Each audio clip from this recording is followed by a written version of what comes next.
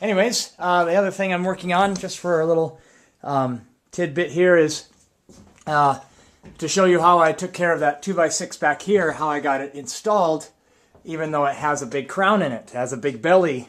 It's it's conforming to that 1.5-inch sag. Well, how did I get it tight over there? Well, here's the process. You see, this 2x6 still has yet to undergo that process. You can see, though, it's not fastened on this end, if you can see it wiggle there. Okay. But it's fastened up to a point where I could get it flat against the bottom of those floorboards, and then at one point across that span where it was cut out for the chimney.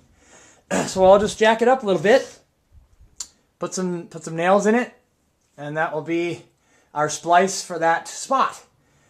And so that's basically what I wanted to show you.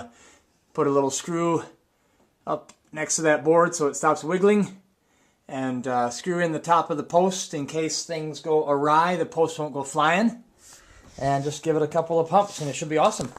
Okay, that's it. Somehow, if I could reach the red button. Okay, what I was talking about was this right here. I put a screw in our jacking post to hold it tight against our 2x6 while I jack it up a little bit.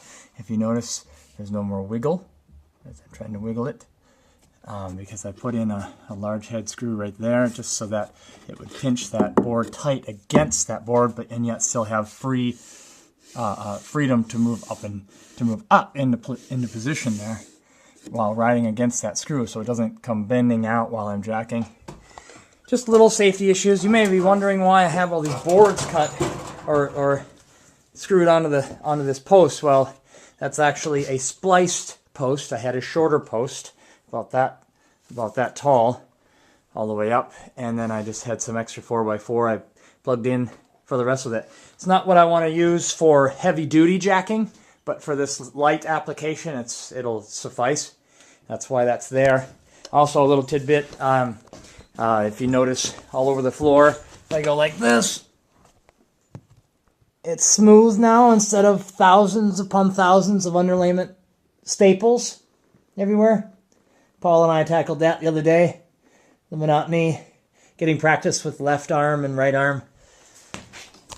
So, took care of that, so instead of tripping and stumbling over the staples constantly because they get caught in the treads of your boots, and you're constantly tripping, and then you're having to be careful not to step on your air hose on top of a staple and risk puncturing your air hose, or likewise with electrical cords. If you step on an electrical cord and shear right through and cause a short circuit and all sorts of nightmares. So it's good to take care of those little details because it's not so little.